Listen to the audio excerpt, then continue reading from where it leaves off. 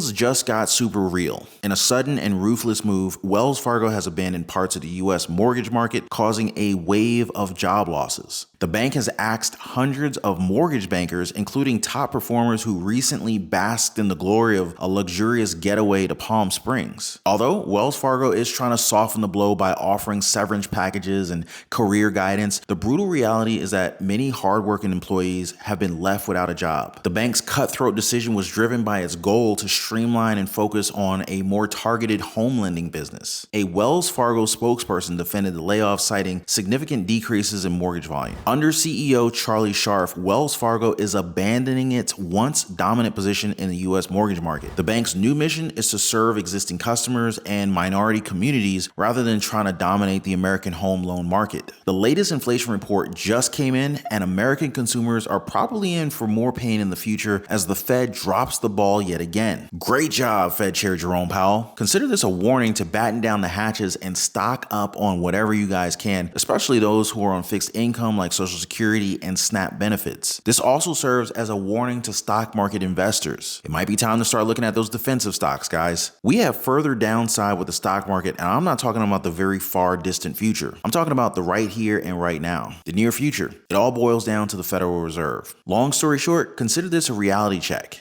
Newsflash, guys, things are not coming down as fast as we would all like. But simply put, the economic reports, they're not looking so good for inflation. So the Federal Reserve is probably going to need to inflict more damage, more pain with tightening monetary policy. And that's not going to be good news for the economy, nor for the stock market or for our cash flow. Bottom line, watch these interest rates, guys. Now, before I continue, please take a second, smash the like button for the video. It truly helps out with getting these videos out and more information out to the people who need to hear it. And if you're in need of your daily dose of the truth, when it comes to the U.S. economy, Social Security, SSI, global happenings, and whatever the heck is going on in Washington, D.C. that affects our lives, our families, and our bank accounts, be sure to hit the subscribe button. And for the best way to invest in gold and to protect your assets, be sure to hit the link in the description down below. Now, with all that is going on in the economy right now, I'm getting more and more messages from you guys that are asking, where's the money that I need to get my small home-based business off the ground? Yeah, I get this question a lot. So how do you start a business and earn tens of thousands of dollars, if not hundreds of thousands of dollars, or even millions of dollars? Preferably, we're talking about a business that you could run from your own home so that you can keep your costs and overhead expenses very, very low. You can increase your profit and net income as a result. Really just maximize your revenue from sales. You know what I'm talking about? And while we're at it, why don't we talk about some ways to get you some money to get started on that business? Sound good? Yeah, in today's video, we're going to explore all the grants that you could start a business with, including a $1 million grant for Latino and small businesses and a $10,000 right out the gate grant for women business owners. After that, some in-demand side hustles that you can start this 2023, including one that pays up to $100 an hour. Wait, why am I not getting in on this? Well, you know me, guys. I prefer helping you guys out, helping out the people, and getting everybody's financial education and financial freedom journey on. But really,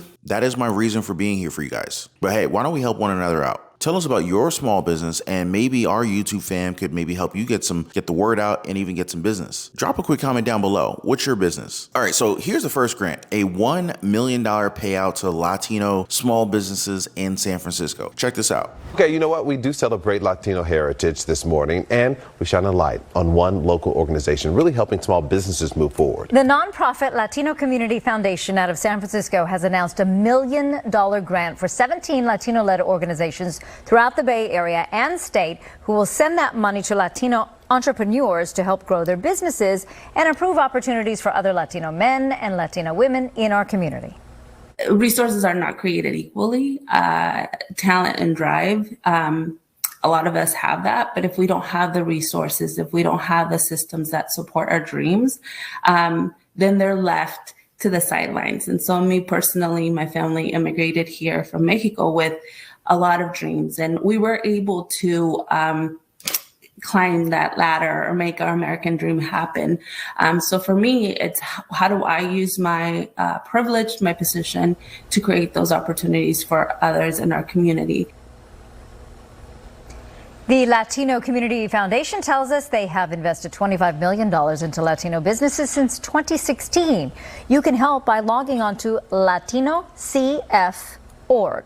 We have also posted that link on our website, NBCBayArea.com. So yeah, easy enough. Now, another one that I found, just a simple Google search, was this one for women business owners in Idaho. You can earn $10,000 from this grant. The Amber Grant, a grant provided by New York-based organization Women's Net, is providing up to $10,000 a month to companies across the country, including Idaho. Through the Amber Grant, Women's Net is responsible for gifting $218,000 per year to women majority-owned businesses. You should definitely look it up, as the organization is also responsible for providing grants to nonprofit startups and monthly grants on this type of business. And this is a monthly thing, guys. The Amber Grant awards $10,000 to one business nationwide monthly, with 4 other finalists receiving $1,000. The 12 winners each year will be eligible for an end-of-year $25,000 grant. A second $25,000 grant will be awarded to one of the 12 winners of the monthly category grants. The category for March, which is also Women's History Month, is food and beverage. Businesses can apply for the grant online. The application fee is $15, and the deadline for this month is March 31st. Their advice on their website: applying for the Amber Grant is easy. Don't try to sound corporate. Past grant winners are women who simply shared from their heart. Our judges are looking for passion as well as business smarts, end quote. Definitely some good advice there. And you don't have to come up with a complicated business model either. Past Amber Grant recipients range from scientific inventors to bakers. The application process only takes a few minutes. You just have to detail what your business is and what you would like to do with the money if you were awarded the grant. And it's pretty quick too. Winners are announced by the 23rd of the following month. Some people have whole tribes and everything for this kind of thing, but don't be intimidated if you don't know how this stuff actually works. Now, if you have any questions, just keep them in mind. The rest of this video may actually answer them. If not, our comment section is always wide open for you guys. So where can you find free money and small business grants? A lot of places, and the payoff is definitely worth it if you can secure a grant for your small business. Let me just run through the list of federal, state, and private small business grants and resources. All right, so let's go ahead and start with the federal small business grants, right? So government agencies are among the biggest distributors of business grants. They support a range of enterprises from environmental conservation to childcare services. Go ahead and start with grants.gov. So grants.gov is a comprehensive database of government small business grants administered by various federal agencies like the Department of Education and Veteran Affairs. Then you can go a little bit more local with state and regional small business grants. There's the Economic Development Administration. This United States Department of Commerce agency provides grants, resources, and technical assistance for communities to support economic growth and encourage entrepreneurship and innovation. Each state's agency helps businesses find financing, including state or regional grants, secure locations, and recruit employees. You can search the Economic Development Directory for regional offices and local resources. Now, there's also corporate small business grants. Many corporations and large companies, they have a charity component that includes small business grants. Some of them are pretty specific to nonprofits servicing certain industries, but some also give to for-profit companies. There's the FedEx Small Business Grant Contest. The company's annual grant competition awards over $250,000 to 10 small businesses, including a $50,000 grant and $4,000 in FedEx print and business services to its 3 grand prize winners. They just opened the 2023 contest in February.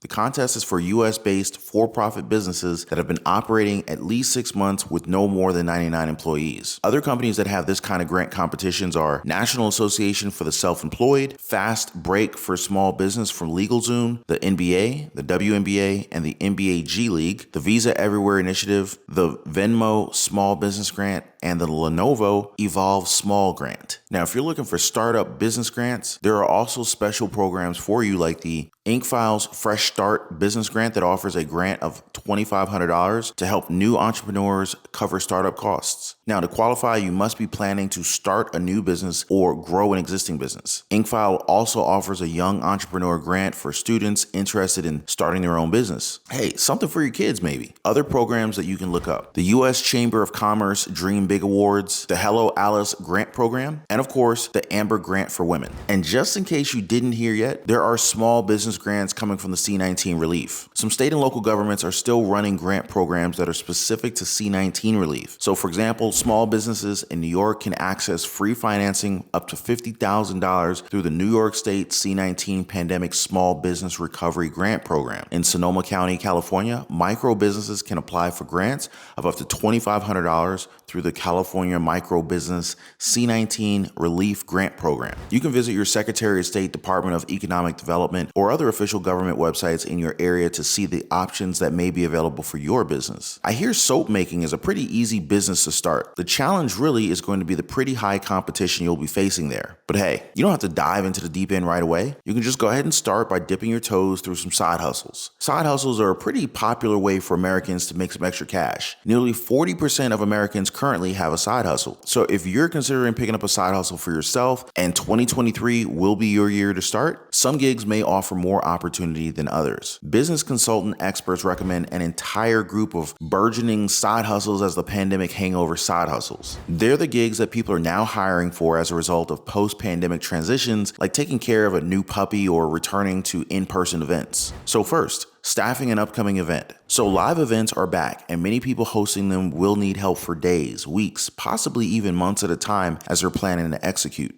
Now, according to one company that just had their own conference, quote, "We were able to get a workforce that would just show up for the day, and they were there to run microphones, to work in the green room, to handle registration, to greet our speakers," end quote. They made anywhere between $20 and $35 per hour. A good place to start for event staff gigs will be job boards like Indeed, ZipRecruiter, and LinkedIn. You could just start with a simple search on Facebook by typing like "in Boston area concerts," just for example, and just see what kind of help vendors are looking for, or create a profile on TaskRabbit with the kind of work that you're interested in doing. Party cleanup gigs on the site, they pay an average of $84 to $147 per event according to TaskRabbit. Now, if you're looking for gigs that are a little bit more behind the screen, like marketing for those events, you could check out the platform Superpath. They post freelancing gigs for video editing, copywriting, writing, marketing, basically anything that's digital marketing related. Now, if you want something that's a little bit more personal and low tech, you could take care of a pet. Around 23 million American households adopted a cat or a pet during the pandemic. So with work pulling people back into the office and other workplaces and life allowing for travel again, a lot of people are having to find pet care solutions when they're gone. Now, you may have noticed a lot of independent pet daycares popping up in your area. I definitely have noticed it in my area. Basically, people are watching dogs,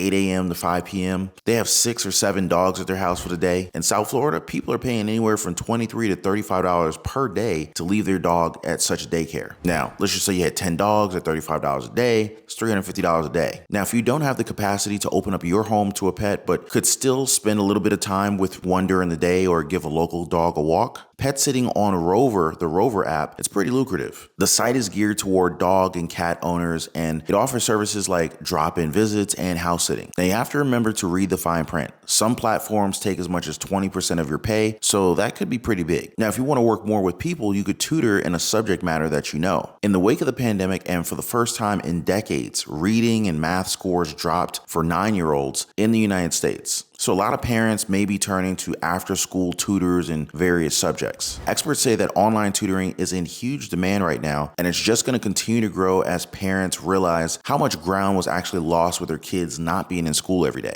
So yeah, if you're an expert or pretty much know your way around a subject matter, ranging from English to physics to history, consider offering your services on sites like Varsity Tutors or Wyzant. One of these gigs pays as much as $100 per hour. You can also offer your tutoring services on Facebook or Nextdoor groups if you want to work with local parents. Hopefully you can get an idea or two from our list. Remember, this is just to start you off, guys. Think of this as something to spark innovation that'll let you discover which skills you can monetize into additional income streams. But let me know if you guys have any questions. I'm always ready for your comments and prepping for the next one. For now, consider this today's Show Me the Money update and daily news report. Small business grants that could net you $10,000. Places to look for grants and some solid side hustle income coming after the pandemic. Thanks for always showing up for every single video, lighting up the like button for us, guys. You won't believe how much it brightens up my day. I really appreciate that. Let's keep it going on here, and I'll see you guys on the next one. Be safe.